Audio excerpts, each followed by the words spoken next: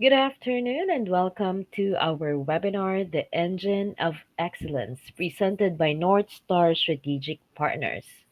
Before we dive in, I want to introduce North Star. We are a team of business strategies focused on helping your business increase profits. We ask the questions that you may not think to ask and examine the issues that may not always be at a surface level. North Star has helped numerous customers achieve, grow, and maintain prosperous business over the years. Alrighty, our speaker for today is Wendy Roberts. Wendy prides herself on creating winning strategies while helping her customers maximize their resources and their profits. As a former corporate finance executive and startup CFO, Wendy offers a broad insight into finding solutions to help her customers achieve exceptional growth and financial success. She has a bachelor's degree in accounting from Indiana University, MBA courses at the University of Tampa, and years of experience counseling customers in financial and profitable success. Wendy is also a published author. She is originally from the Midwest and was raised in a working class family. One of her most favorite and cherished hobbies is cycling. She never fails to miss a weekend cycling in the Bay Area. Alrighty, just a couple of house rules. For any questions, you can type it in the chat box, and all questions will be answered towards the end of the webinar, and a recording will be sent to your email. So, let us hear it from Wendy. Thank you, Shai, and thank you all who are joining us today. We are going to be talking about operational excellence. I think this is a very important subject because so many small business owners really don't think about the impact that not having processes or paying attention to your operations can, in many cases, cost you money. So we're going to be talking about how can we save you money by increasing your operational excellence. So what to expect today, we're going to do an overview first of the 4 points of focus, and then we're going to do a deep dive into operational excellence. So we're going to talk about some practical strategies and some tools that I'm going to recommend. And then at the end of the workshop here, we're going to open it up for questions and answers. So, how do we fuel a culture of continuous improvement? Now, it's very important to think about how to create that environment so that you have business success. As I alluded to in just a few minutes ago, many business owners find this challenging to be able to work it during a business day or business week or business month. But it is very important because having a system in place to help you move through your processes and help your employees move through your processes definitely has an impact on the most important number on your profit and loss statement, and that is your net profit, the amount of money that you take home or the amount of money that you have to reinvest into your business. So let me give you just an overview of what I call the 4 points of focus. So how I came about this methodology, and it's the same methodology that we use for every customer that works with us. After many years in public accounting and owning my own business as a CPA firm, and then on to being a CFO for a startup, and then eventually into the corporate world, I got a lot of information and just trial and error as you do as a business owner, as well as working for very large multi-billion-dollar companies.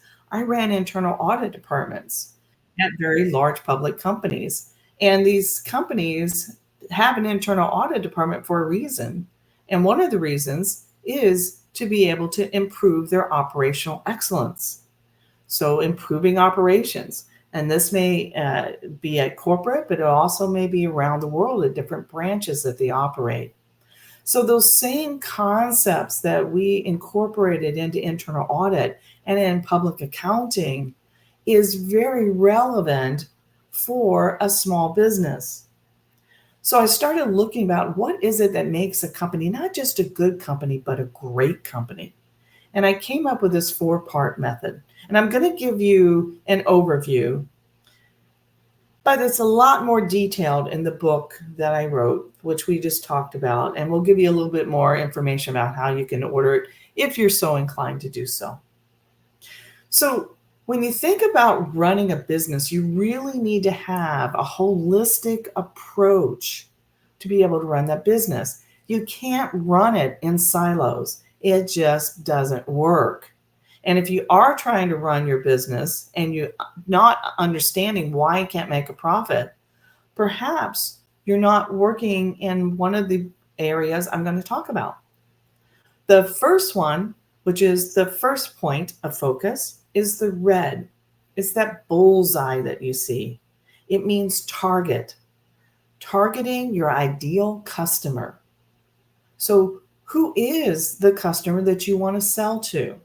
That you want to attract them to your product or your service? Second part of this equation is how do you talk to that customer? Do you get their attention?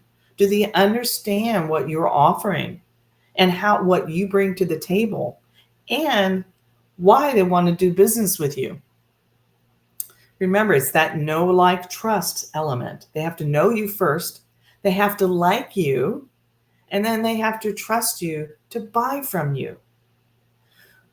So the second point of focus is the green for money. We're all in it to make money. Now, that shouldn't necessarily be your primary function. It should be why you're in business. But we all have to pay our bills. We have to raise our families.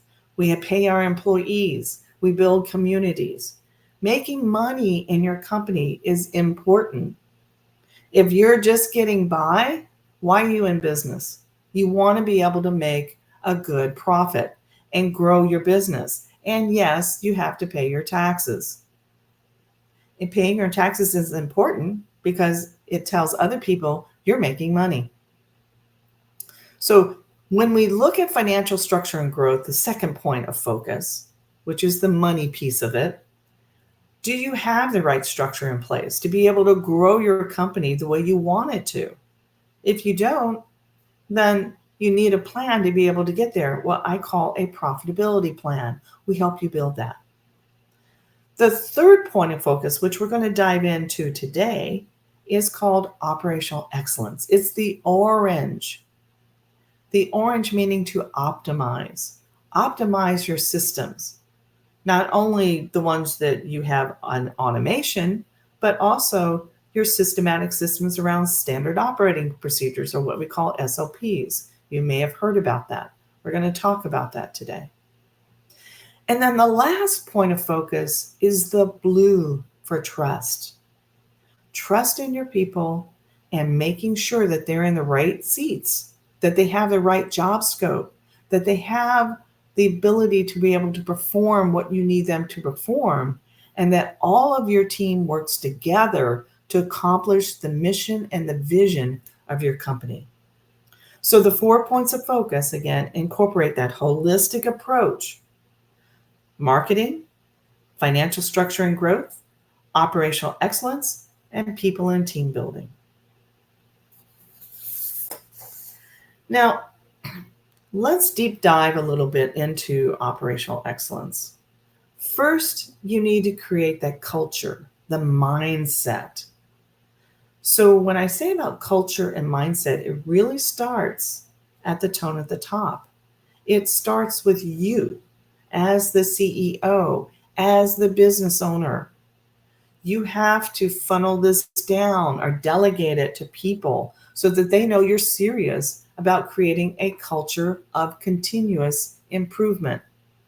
And that word continuous is very important because the CEO of a very large company called JP Morgan Jamie Dimon, he says, if you are not continuously improving, and I'm paraphrasing here, if you're not continuously improving, you're slowly dying.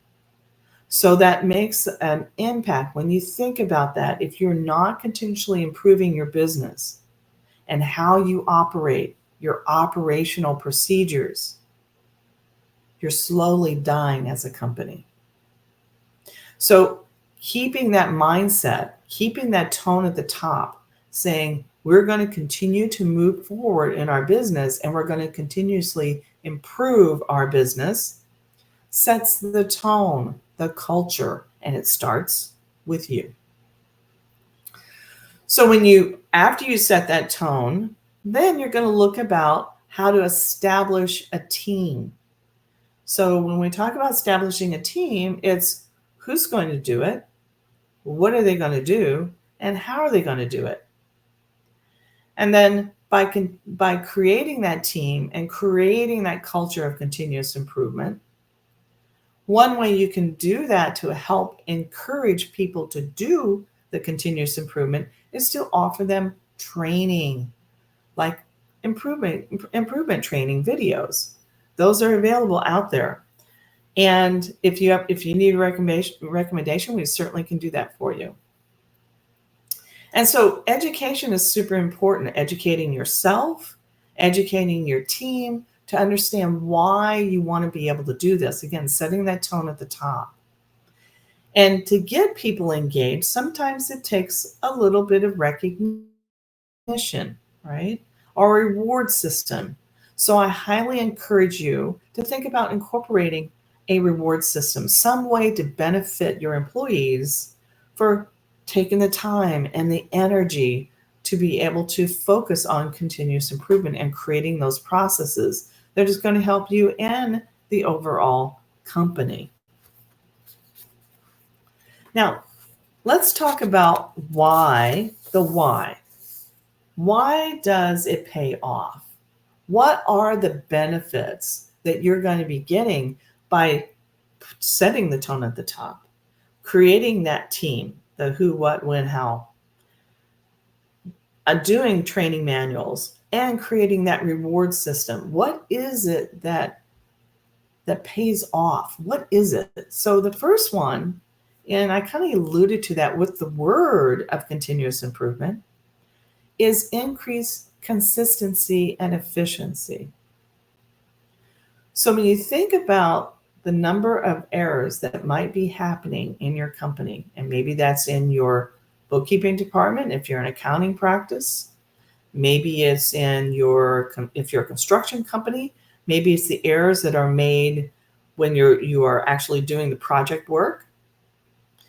Maybe you are a manufacturing company and you're producing a product and you have errors being production on the production line. Just making slight improvements goes a long way of reducing that waste, which then translates to your net profit margin and your net profit. So the more consistent you are, the greater your efficiency. Again, that's why we set the tone at the top, and that's why we talk about continuous improvement.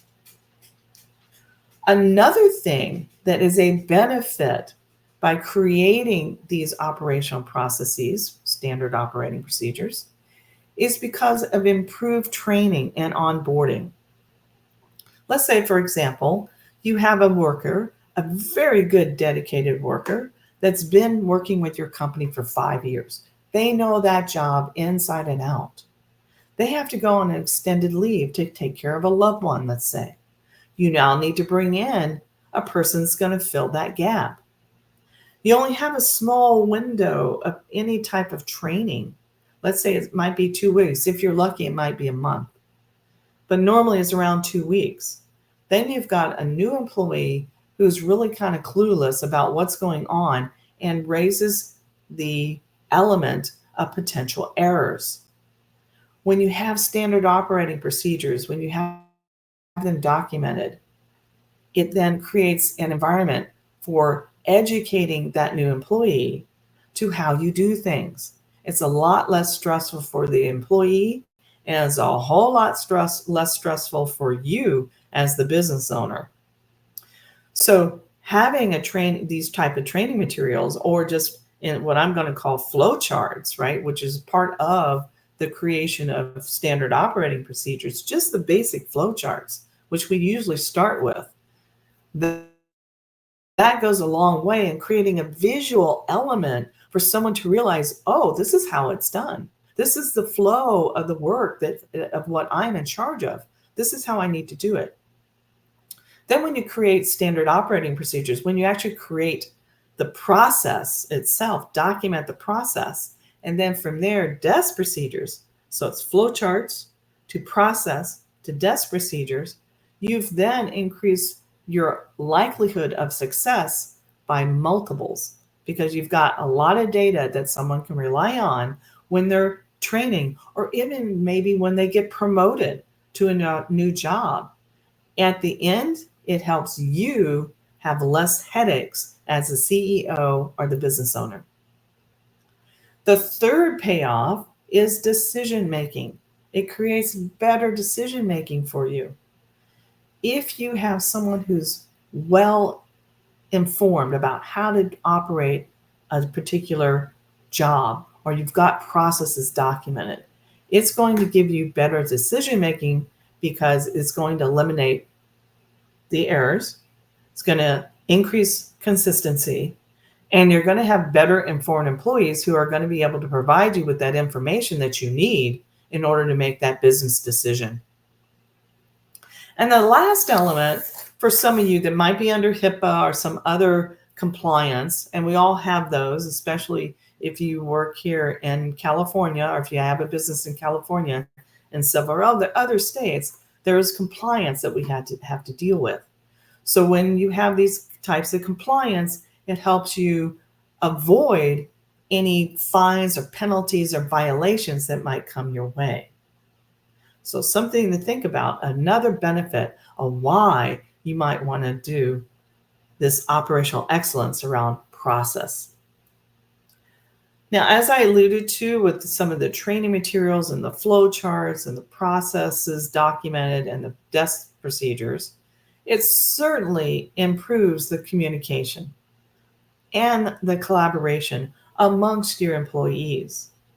When I alluded to the fourth point of focus, and you're going to see how this all comes together. The third point, which is this one, operational excellence, and the fourth point, people and team building, they're so interrelated because the more you increase your ability to document processes, the better the collaboration is going to be with your team. So the better organized you are and the better organized they are as a team, obviously the more efficient and the more you're going to have a benefit by running a well desired company. Think about it. If you can run your company in a way that you can take off for a whole month, let's say, and go to Hawaii or Florida, wherever you want to go, and you find the company operating the same way or better than when you left it, that is a very well run company. That should be the goal of every single business owner. So, increased communication and collaboration is the benefit by doing this on at least two of the 4 points of focus. Now, a third one that wraps in here with the marketing strategies, which is the red, the bullseye, is increased customer satisfaction. What is the number one way to grow your business? Referrals. How easy is it to sell to someone when you've been referred by someone else, by a customer, or by somebody you know through networking? How easy is it to make that sale versus a cold call, picking up the phone, or a direct reach out, which is a cold call, which means they're not expecting you to contact them. How much easier is it? Oh, so much easier. At least you've gotten past that first barrier of actually the know, the like, and the trust, right? You're past the know already. So now they are probably already like you because you were referred by a current customer or by somebody that they know through your networking activities. The last one is your job in sales, from the marketing to the sales. is to close it by building trust and building relationship. So when you think about if you have better processes in place, let's say you have your sales process documented, how easy is it going to be for a customer to be satisfied with what you're offering? And if you have an improved team around team building and collaboration, like I just talked about, and communication, can you see how important that is for customer satisfaction? It's a win win for everyone. And let's also talk about increased innovation. You're going to find gaps. You're going to find controls that are not working correctly. You're going to identify risk when you increase your ability to document processes. So, therefore, when you find gaps, you're going to put an element in there to fill that gap. So, the more, again, the more efficient you become and the more increased in innovation, because you might find out as you go through this process that you have a market that you didn't even think about. Again, that first point of focus that's going to garner you more money. The second point of focus, which is the financial structure and growth, to help you grow your business. And the last point here I want to talk about, it's obvious, but I want to talk about it.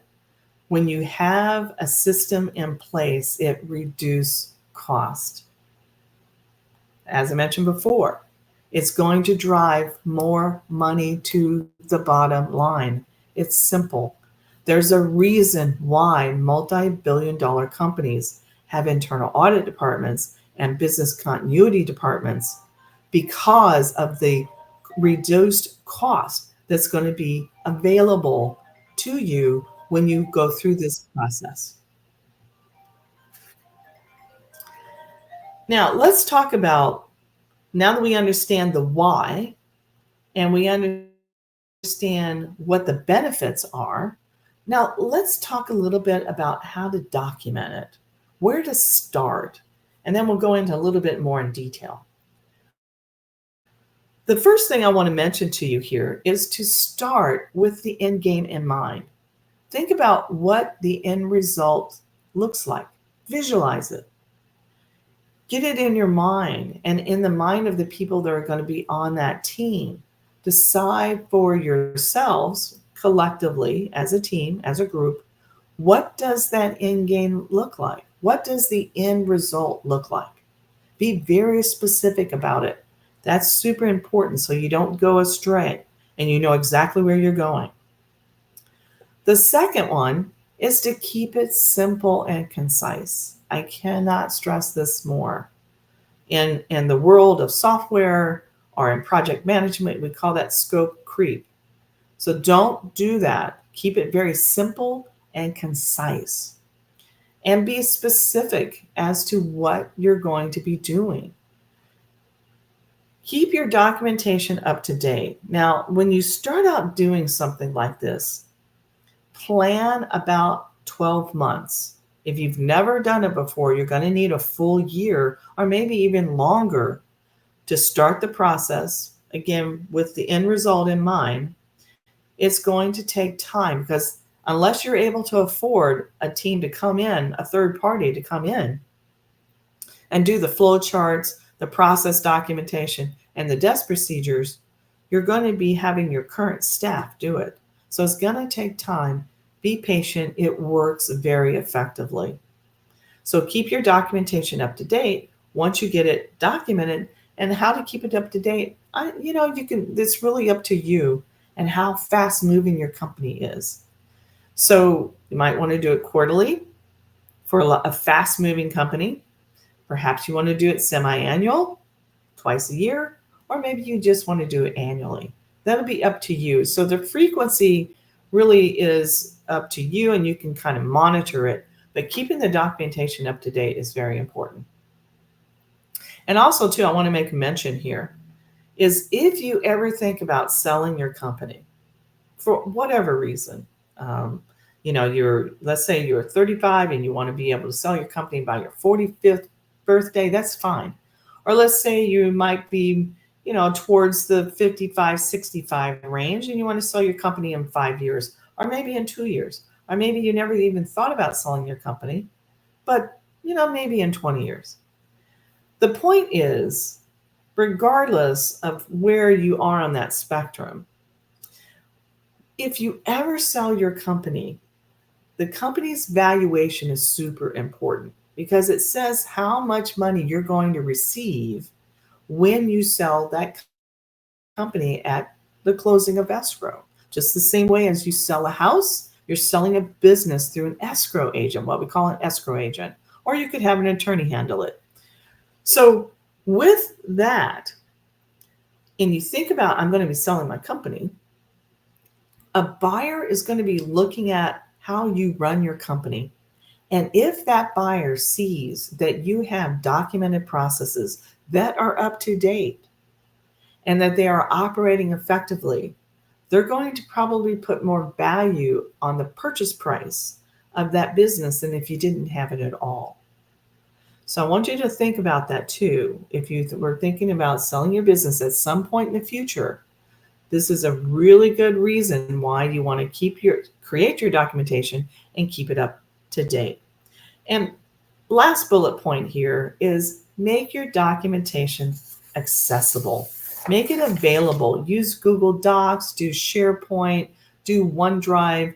There's also tools available out there that will help you create these processes and then have a place to put them so that people can access them. And when I mean people, I'm talking about you, your staff, etc.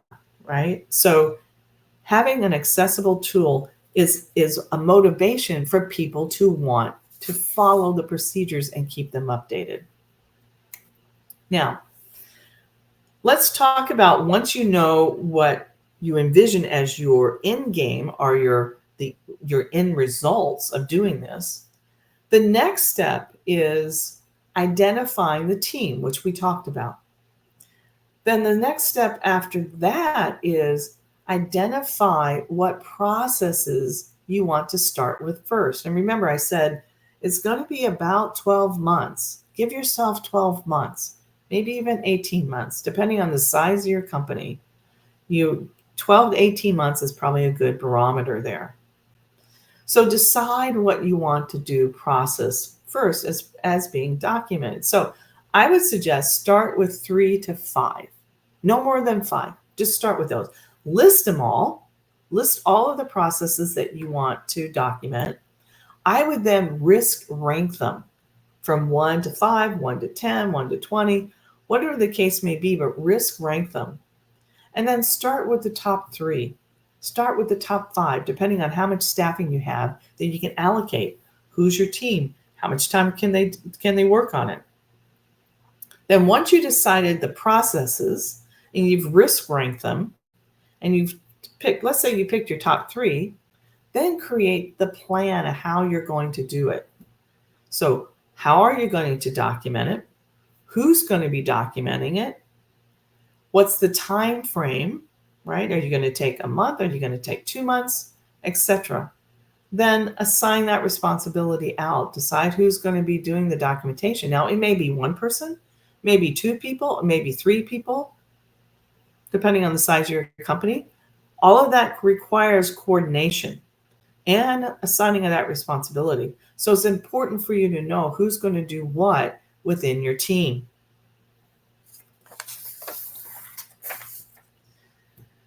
Then, once you decide who's going to do it and how they're going to do it and what they're going to document, next you want to start gathering the information. So, this is an important part because I would probably first, if it were me, I would probably start with maybe the sales process, maybe the customer relationship process. I would probably start with that and start gathering documentations, which means maybe you have a contract, a sales contract. And then from there, you have a process for the invoicing, right? And then all the way through the collection of that invoice and how it goes into your bank account. That's one potential process. Now you may be wanting to let's say put that in thirds because there are 3 people that handle that process. So you have 1/3 documentation by one person, the second third by another person, and then third part by a third person. Again, that collaboration, knowing who does what and how they're going to do it and what the time frame is. Very important. But gathering documentation is a very important step in order for you to be successful. The next is to document it. Write it down. Write down what's happening. I would first, again, start with flowcharts. That's the easiest thing to do. And you can use Microsoft Excel, you can use Google Sheets, you can use Visio, or you can use a third party that can help you document the flowcharts. But very, very, excuse me, very, very important to start with a flowchart first. Then, once you go through this, then look at it. Look at the flowchart, review and approve it. Once you've reviewed and approved it, you're likely to find gaps, as I mentioned before, or control deficiencies, or maybe a risk that you didn't know about, or maybe even a potential for a new product or service that you can offer. That could be a significant payoff for you. So, reviewing and approving it, and then you can start documenting your processes, which is the actual functioning of the process, and then potentially desk procedures. And then finally, as we talked about, maintaining the documentation. That's super, super important as you go through this process. Maintaining, that's why we call it continuous improvement. Then, once we have all of this done, let's say, for example, we've gone through the first 12 months, we've got all of our processes documented, right? So then we want a process around updating, having documentation plan to update it. And then once you've done the updating for that plan, then you're going to designate a team. Is it the same team? Maybe it's a different team. And then you're going to go back into the documentation. Very important for you to know if it's working with your updates. If not, you can go back and then recalibrate, redocument to make sure. You're probably also going to be wanting to update your flow charts. Very important. And as we talk about updating things, we want to be able to make sure that we have the proper tools. So when we have that, it's important to have those tools. And then when I say with the tools, right, have a document system, right? You can use a third party like I mentioned before. You can use Microsoft, you can use Google Drive, whichever is comfortable for you and people understand. The point is make it easy, be simple, be concise, make it accessible. All of that is important for you to do that. The next is look for a regular date to review the process. As I mentioned before, either you can do it quarterly, you can do it semi-annual, you can do it annually. Really depends on what your comfort level is, how much staffing you have, how much the cost is going to be, obviously, to take people away from doing their day jobs to do this documentation. I would encourage you to create a return on investment or ROI analysis to know exactly what you're going to be getting out of all of this benefits. And again, going back to what I mentioned, the very, very first step is to create a mindset, the tone at the top, and then determine what is the end game. What are you trying to accomplish? That will help you formulate what your return on your investment should be, how much time you want to devote to it. And then I would encourage feedback. Set up some key performance indicators, what we call KPIs, so that you can measure yourself, so that your employees can give you feedback on how well those flowcharts are working or how well those process documentation is working, especially when you're bringing in new people, when you're growing your company, when you're promoting people. All of that garners attention to your process and attention to detail. So let's talk about tips for success. So I want to really stress this, right? It's really hard to find good people. And when you find good people, you want to hang on to them. So when I talked about tone at the top, I probably repeated this probably 5, 6 times. Create an environment that you're proud of and that you then can drive performance by setting the tone at the top. So very important because you want to hire for your company's culture. You want to hire for your company's culture. Finding someone, interviewing someone, and hiring someone is very expensive, no matter what industry you're in. So if you're not hiring the right people for your culture, you've missed the mark. So in order to build a strong team, create that tone at the top, create the culture that you want in your company. Again, this flows back to the fourth point of focus, people and team building. Making sure you build a strong team and that they have the right skill set and that they have the right mindset. When you have processes documented and you have flowcharts and you know how your company operates, it gives you a better idea of the type of person you need in your company and the right type of person to hire. The next is again, create those KPIs, those key metrics. We talked about this already, but there's several different ones that you can do. One of them was return on investment, ROI. But there's several other ones that you could incorporate. Perhaps you have a sales team, you've got your sales process, and you've documented that. You can measure your sales team on how well they are executing and completing their sales contracts and their sales quotas. Perhaps you have a marketing team or you've got marketing KPIs. We've talked about customer satisfaction. Customer satisfaction surveys are a beautiful way to see whether or not your marketing is working and whether your marketing team is delivering. Another metric that you could create is the customer acquisition cost. How much does it cost to acquire a new customer? Incorporating your marketing and your sales in that equation. Another one is lifetime value, customer lifetime value. How long does your customer stay with you as a customer? Do they stay 12 months, 24 months, 36 months? Or are you churning through customers? If you're churning through customers, that should be a red flag to you, especially if you're offering a service that has by industry a lifetime value that's, let's say, for example, 12 or 24 months.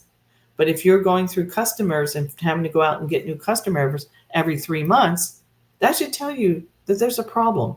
And maybe it's in your marketing, and maybe it's in your processes of how you develop your marketing strategy. And then, last tip I'm going to propose here to you is to automate wherever possible. Automate wherever possible. When your systems, if you think about this triangle, right? When your systems at the top of this triangle are coordinated with your processes on this side of the triangle, and that your people understand how to use your tools and understand the processes, that three triangles, that creates an element of unbelievable success. So automate where you can possible, everywhere possible. Now, as I mentioned, we created this book called The Only Business Compass You Ever Need. It's available on Amazon. Here's the QR code. This book, it's a quick read. It's about 150 pages, give or take. And it starts with a storyline about Jack the Explorer. So there's a storyline there. So I tried to make it not so boring as a business book. But it goes into a lot of more depth of what we talked about today. Not just around operational excellence, but the other 3 points of focus. So it talks about all 4 points of focus. Plus it talks about the end game of how to exit your business. So there's 5 different chapters. If you are interested at all, it's available on Amazon, either in paperback or by Kindle or by audio. And I always give a free 30-minute consultation. I love doing this. I love teaching. I love disseminating information about the experiences I had. As I mentioned, this is my fourth company. I love to help other business owners succeed. So I always give a free 30-minute consult. And if you want to explore a little bit more about working with North Star and working with me and my other consultants, reach out to us. You can go out to the website. We'll be more than happy to talk to you about using the 4 points of focus, our strategic coaching strategy. It's custom, it's proprietary, we've trademarked it, and it's specifically designed for our customer base. Also, if you need an evaluation, you're like, Wendy, I don't know where to start with how to do these processes. I get that. It's not easy, especially if this is foreign to you. I've tried to make it easy and to run through it, what to expect, what the benefits are, how to create it. But sometimes you just need somebody as a third party to come in and tell you, hey, this is how we can help you do it, or this is how you can do it with my consultation. I also offer a customized, what I call cash flow management system. It's a profitability plan, how to get more money in your business so that you can invest into your business. I also offer fractional on demand CFO services. And we talked about KPIs. If you really don't have a clue how to do KPIs, we can set them up for you. And if you were thinking about selling your business within, let's say, the next few years, we do evaluation. I can do market comparables, what other companies in your industry have sold, as well as I can create a valuation for you. So, with that, I want to thank you all. Your time is very, very important. And I appreciate you spending the time with me to go through these first, 45 minutes. I try to keep it, 30 to 45 minutes. We book a whole hour here, but I try to get within 45 minutes of what's going on and how we can help you. I want to thank you for your time. If you want to reach out to us, you can go to info@northstar-sp.com, and there's our website. And with that, I'll turn it over to questions, Shai. Alrighty. So we have a couple of questions that came in today. The first one is, do rewards always have to be monetary? What are low cost ways to recognize effort? Great question. Great question. No, rewards do not need to be monetary. In fact, I would think the vast majority of people really are more motivated by things like when I say an award, meaning like a plaque or something like that. Yes, money does motivate, of course, but it's only to a point. After that, it's really more about recognition. And it could be a plaque, it could be a call out in a staff meeting, let's say you have a company, a year-end company uh, celebration, whatever, calling people out, recognition, getting them up on stage, presenting them with a little award, that goes a long way. And in fact, I think it's probably more valuable than money in itself. Money has only a short-term tangibility to it. I think long-term is more of the things I just talked about. Physical recognition up on stage or a call out in a meeting. I think that goes a long way. Awesome. Thanks so much. We have room for one more question. Mhm. What do I do if people just don't follow the documented process? Great question. Great question. Okay. So it depends on where you are in the company. So I'm going to assume from that question that you are the business owner, the CEO, or you are a manager. Okay. Or you're someone who's been put in charge of making sure that you're documenting the processes according to plan. Okay. So I'm going to make those assumptions. So, first of all, if you're in that position, either as a CEO, business owner, or manager, when you are setting the expectations for when you first start out on this project, setting the expectations is super important to be able to hold people accountable. And that's what we're talking about right now.